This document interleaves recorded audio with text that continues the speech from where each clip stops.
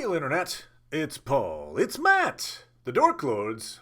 We are here today talking about Star Wars Ahsoka, Season 1, Episode 6, Far, Far Away.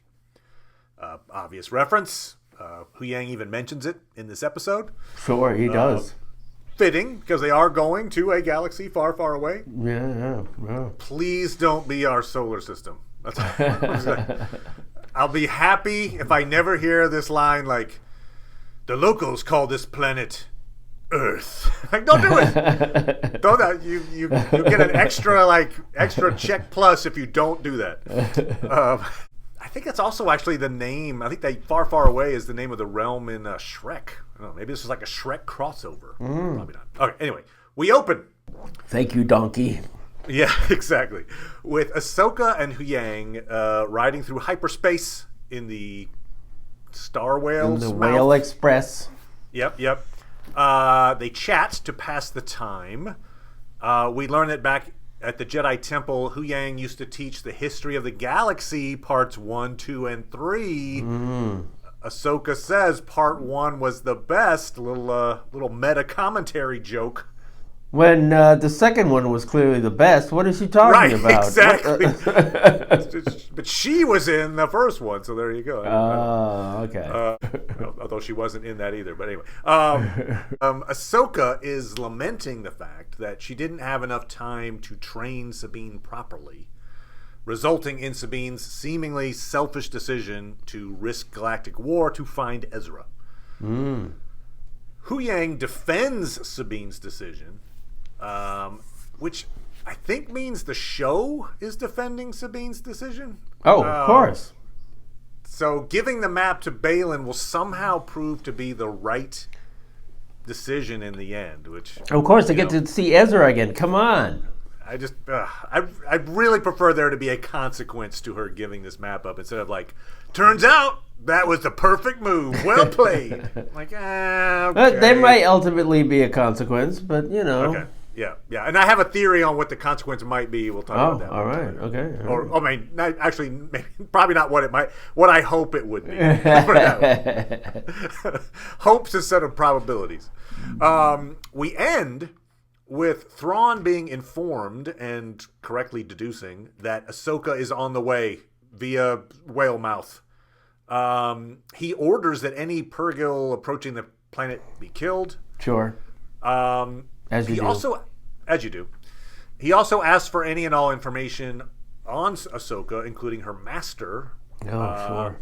Thrawn does know about Anakin and Anakin's turn to Vader, so I'm guessing he will likely use that information against Ahsoka. In fact, when he turns to the Night Sisters, right, I think it's his last line of the episode, he requests like another use of their dark magic. I'm guessing, this is a little theory time for you. This out real fast. All right. He's contemplating using something like a fake Force ghost to trick Ahsoka. Oh. So I'm just saying this. If we see Anakin again, I'm not sure if he's going to be in this at all again or not. Okay. If he shows up again, I'm saying don't trust him. There you go. Interesting. There you go. All right. Okay. Anyway, all that said, Paul. Yes. What'd you think of episode 6? Well, I give it a 6. You know.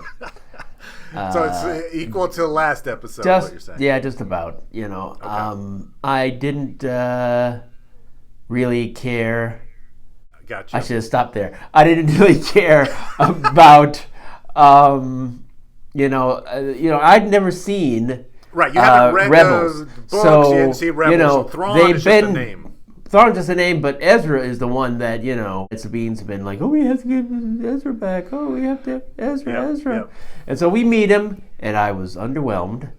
Okay. I don't know. Certainly a low-key entrance for him.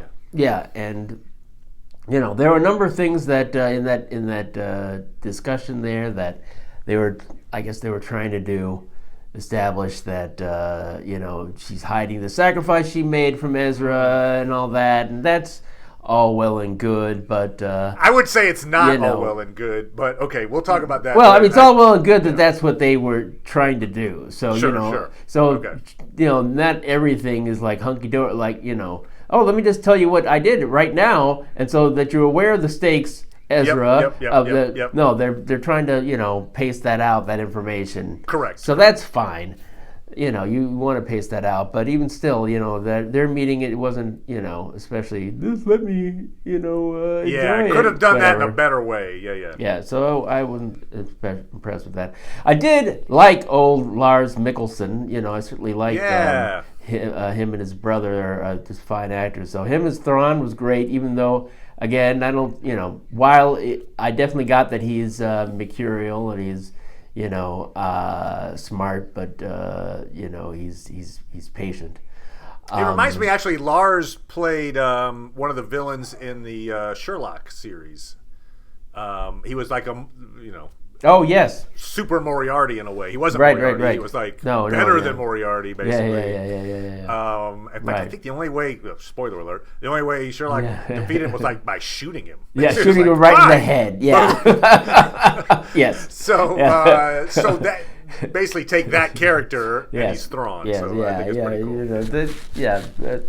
So, the actor's fine, but that scene where they're explaining to him and the witches that were there about miraculously the only person to stink of being a Jedi is Sabine Wren. Oh, right. And of course she'd been captured and put into a cell, so they didn't give her a shower, I guess, so she could get that. Right, because Balin and Shin Jedi. are sitting right there. No, they have their car deodorant on them or whatever, so they don't. Sith deodorant. It blocks the scent of Jedi. That's right. Yeah. It's like this little. Anyway, if I'm Balin, I might almost be offended, right? Like, hey, what about me? Yeah. You don't think I'm dangerous? Yeah. I'm dangerous? Yeah. Yeah, because they had a little bit there where it's like, oh, these are mercenaries, It's like mercenary Jedi. Right. And on the turtle people, when Sabine was there, talking to the rocks and talking to her dog or whatever creature, and it's like, okay. So I was not thrilled with everything. Sounds like you love the episode, Paul. Very much, but hey, I like Thrawn. I like the actor. I liked him. Okay. Oh, and I guess I liked the fight. Even though you would think those guys would take her, but no. Yeah, or they maybe stop shooting her in her armor. Yeah. I don't know. Her face is unprotected. Yeah. Okay. I get it. It's a harder target to hit. Yeah, exactly. Come on. They're not the sharpshooters waiting there in the rocks. Aren't they, though? Okay. Are they? I don't know. No, but the fight was a fun fight. She pulls out the lightsaber eventually. Another lightsaber fight. Yeah. Keeping the lightsaber per episode quota going. Yeah, they are. I'm going to go with a 7.5 on this one. Wow, okay. I think it's one of the better episodes for this season, but again, I do have problems, and I think I'll talk about it, but I think Sabine is kind of my major problem with this episode. We get these reveals. We get Thrawn. We get Ezra.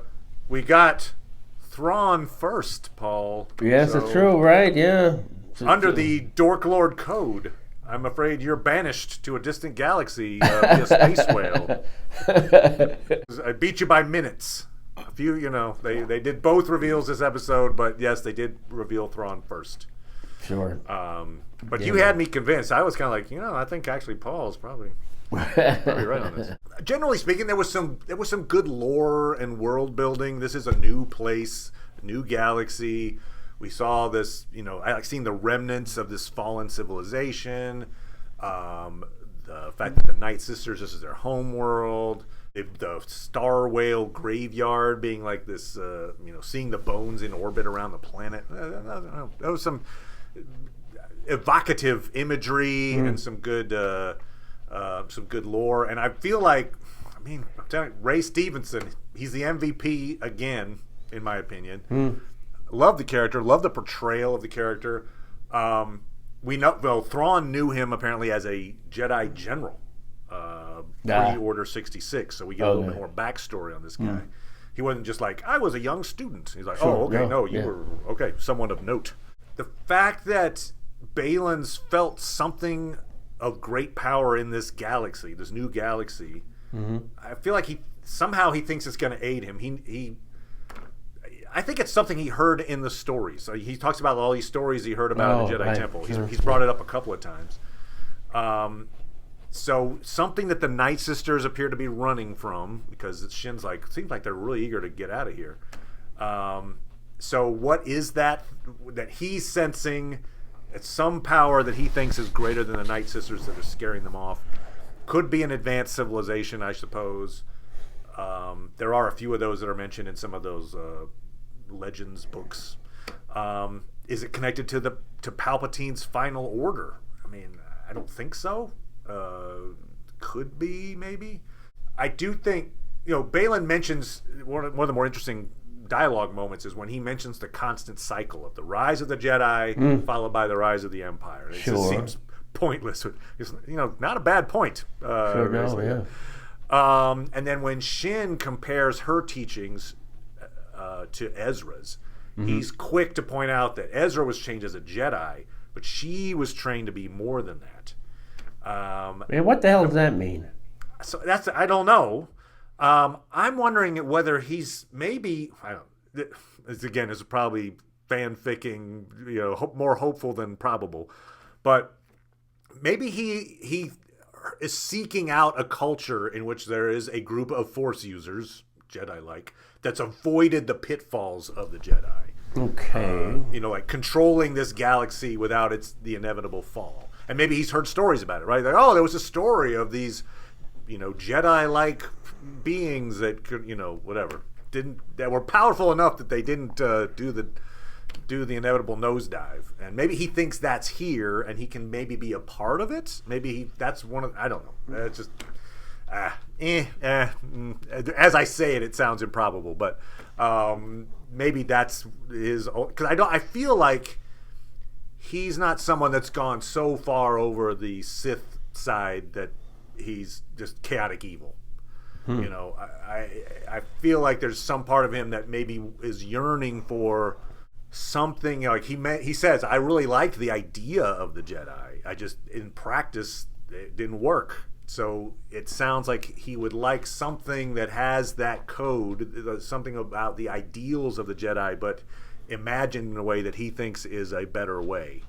And somehow I think he thinks that exists here in this galaxy. Now, whether it actually does, remains to be seen. But that's kind of what I'm picturing. I don't know. Anyway.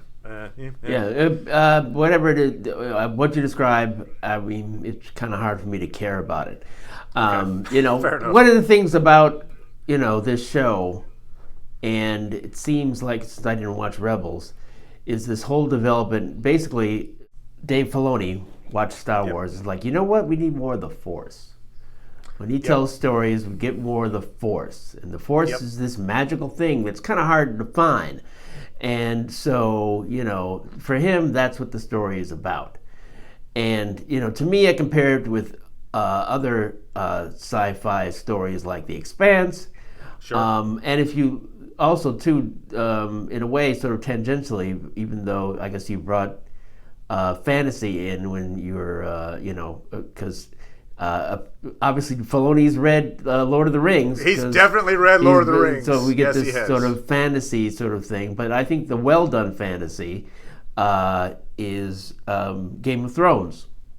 And if you look at Game of Thrones, you look at The Expanse. One thing they do is most of the story is about things that are controllable, about the real world with gravity and, how people interact and groups interact and the politics. So you ground a lot of it, and then you have like a fantasy element that then you ask the audience to kind of buy in on. But for most of it is some kind of a grounded show, is kind of what you're saying. Yes, that's what I'm saying, and that works because it's easy to understand, and you don't have to get into situations where people are having ray beams or magical powers or whatever. You could even say the same about Marvel, with all those powers and everything. But once people are interacting, that's the I would argue that's the better part of it. So, this, you get more of these witches and their powers and their, and if there's something in this galaxy that's supposed to be special, I bet it'll be mystical. It's got to be mystical, yeah. So it's like, the power, so we can gain more power. We can, So, I'm not excited by that. But we'll see. Yeah, right. It's like this, okay. So we'll see. I'm a little confused. Just a little? I'm actually quite confused generally. But this particular point confuses me, among others. How about that? All right. Okay, good. Why the Night Sisters and Thrawn are trapped here if Purrgil are constantly visiting the planet? We're told in this episode that the Night Sisters used the Purrgil before to travel between galaxies. Okay. That's how they got there from this homeworld and then back, I guess. Maybe they didn't tip. Yeah, right. Yeah, you're right. There's a union, and you're like, guys. It's like, so they got a bad Yelp review. Anyway, just saying, the Night Sisters have the ability. Sure. Now, maybe if the Purrgil are coming there to die, it's just a one-way trip. I don't know. But otherwise, it feels like you could just hit a series of rides with the Purrgil, as we've seen done a few times now. Ahsoka's done it. Ezra's done it. Heck, Thrawn and his ship were transported all the way here. So why is it that they're like, we're trapped. There's literally nothing we can do. Oh, yeah, those space-traveling whales show up all the time. Other than that, I don't know. I think there's nothing we have to leave a map in a weird temple and hope somebody finds it. It sounds like there's been a way to travel there the whole time. So I don't know. Right. You made it sound like Ezra and Thrawn went over there. It wasn't intentional. It was just sort of like, it's happening. And except I feel like it was intentional from Ezra's standpoint. Ezra intended for the Purrgil to take them there. That was his plan. It was like, look, I'm going to have them transport us out of here. That way Thrawn can't attack Lothal, my planet. So it was his intent to have them go whoop and zip them away. I'm just like, why couldn't they whoop zip them back? Yeah, if you wanted them to. Yeah, I don't know. So I'm confused by that. Me too. So if you're out there in the comments, you're like, well, of course.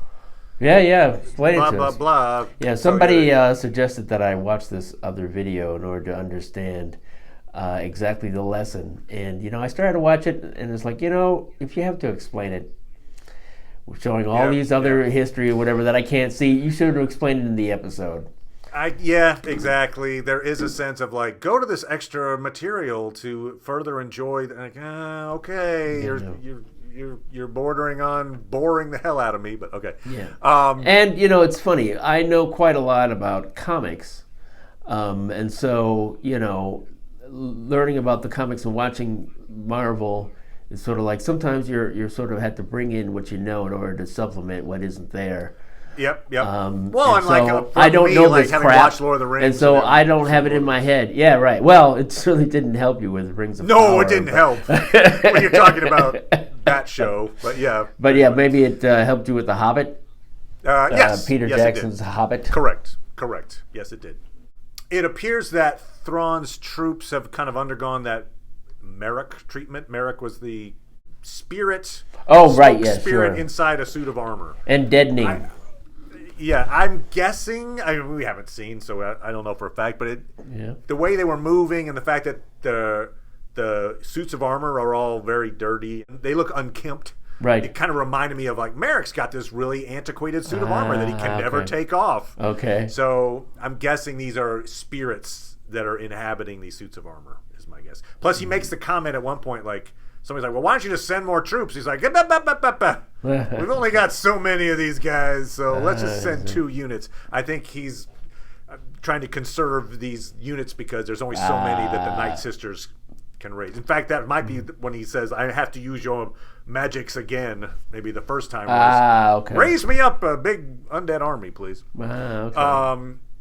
So, yes, anyway, coming back to Sabine, I think that is the biggest issue with this episode to me.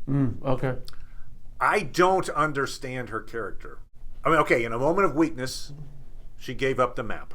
That's understandable. I get the idea of like, hey, in these moments we make choices and we have to live with it. Sure. Great. That's interesting character development. but I don't see any remorse for potentially dooming the entire galaxy. You know, Baylan says she's blinded by her search for Ezra, but her reaction to current events, she's on this, it worked. She went to another galaxy. Thrawn showed up. She has known Thrawn from previous reactions to Rebels, so she's aware that, oh yeah, this guy, this giant shit. Everything that it was supposed to go wrong is going wrong. And she just, there doesn't seem to register. It just seems entirely unbelievable. You aren't partly encouraged that, because I was partly encouraged, because I think when we were talking about last week, it's sort of like, Ahsoka learned this thing, we don't see any reaction. So at the top of this, though, she says, she acknowledges that Sabine decided to do this. And so she says, I didn't help her so that she could make the right decision. And so there, Doctor Who says, hey, maybe this was the only solution. Yeah. So, that's why I said, you got to trust Doctor Who because, he knows what he's talking about. The droid speaks the voice of wisdom. I'm just like, anyway. So I just don't believe this character as written. It takes me out of the story. Oh, wow. Okay. I mean, she's either impossibly naive or impossibly callous, given what we know about her. And I just, neither option computes. I'm like, come on now. Like, why, Then when she meets Ezra, as you pointed out, Ezra asks the question that I was waiting for, which is, how did you get here? Yeah. And she's doing the whole, like, why dwell on that? Can't we just be glad we found each other? And I get it. She doesn't want to tell him the truth. Okay. Yeah. Again, but it's really important that she tell him the truth. I mean, just for the sake of the galaxy, for the sake of everything, it's important that she tell him. So she could even, I mean, I'm trying to think through it. Like, okay, let's give her the easiest road to telling the truth. She could just leave out the part about her participation, right? She could do the, it's true from a certain point of view, right? She could just say, they captured me, and then they let me go once they got here. You don't think it's they're setting up for the scene wherein Ezra, in front of Thrawn, and maybe in front of Baylan too, they reveal to him. Yeah, she never told you, did she? Ooh. And they could be like, true. What? And look at it like, you're really good at playing chess. Yes, you're right. You were my buddy to go to pod racing with. It's probably, maybe Baylan does that. In fact, I don't know. Maybe we'll find out because Baylan's been sent out to track them down. Sure, yeah. And I guess from Ezra's standpoint, so I mean, I think he would be like, "Oh yeah, hey, that's funny. You're right. Ha ha ha." But seriously, how did you get here? Yeah. Because he thinks he's going home. He says it like, I can't wait to go home. Yep. So he thinks he is finally going to strand Thrawn in this galaxy and get back to his own galaxy. Why does that automatically assume that? Yeah, it's a great point. Why is he assuming that? But her reluctance to talk about it should raise giant red flags. Right. Like, wait a minute, what? I just don't buy. Again, I just don't buy Sabine as written here. Like, she doesn't seem to take in the gravity of what's happening. Like, she gets it, right? Like, she gets what's happening, right? I mean, I think the answer is yes, but like, I don't see that on her face. I don't see it in her dialogue. Okay. She seems to be totally like, yeah, you know what? She's treating it like the light was red, but I jaywalked because I wanted to see you, so you were across the street, so I got there. Anyway, whatever. Yeah. It's a rule that you can break. Blah blah blah. Hey, we're here. Like, no, anyway. So I need those stakes to come across, and all right. And it hasn't. It has not. So here's my, as I mentioned, like a wish. For the consequence. Ooh, all right. This is how I could see this thing kind of going. Okay. All right, okay. This is the capital punishment of. This is the capital punishment. It's not capital punishment, but so I think the consequence for her turning over the map. Yes. I think. Yes.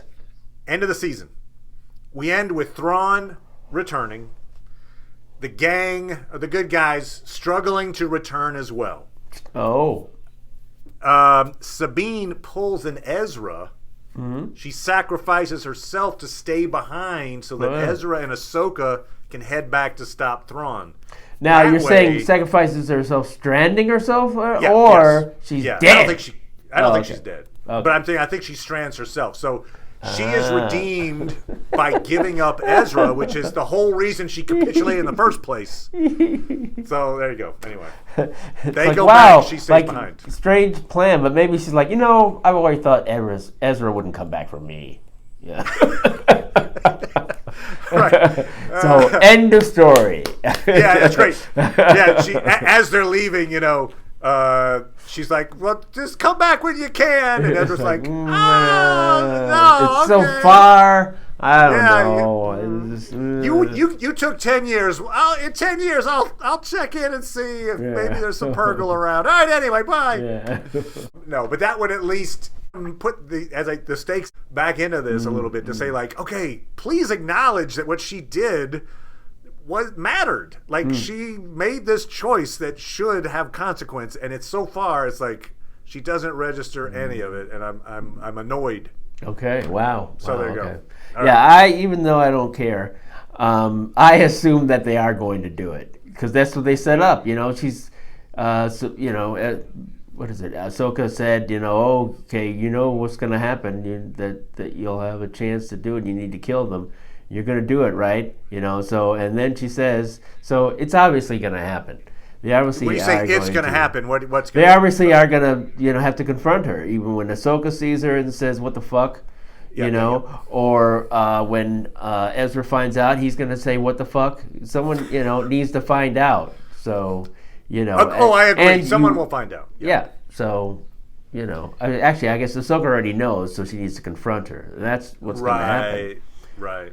So yeah, okay. So then it becomes a question: do you think it's going to happen when Ezra's there, and then that's how Ezra finds out, and so they're both doing it, or are there going to be two separate scenes? Two separate scenes. Because it's so bad that you're saying she's earned two separate scenes of her friends. She's earned two separate scenes. So you're saying even Hugh Yang is even going to, at first I thought maybe that was the right choice, but you know what? No. Well, if you do two separate scenes, which I think is actually probably likely, you just need to have two slightly different reactions. Okay. I think in the case of Ezra, he'll be learning it in real time, so he'll be much more like, "What the son of a bitch?" Whereas Ahsoka already knows, so she's had time to think about. Use it as like a teachable moment or something. Sure. Yeah. Sure. Anyway. So, we'll see how that all plays out. It's coming fast. We got the penultimate episode next. Thank you as always, Paul. Appreciate it, good sir. No problem. And we'll talk to everybody next time. Bye.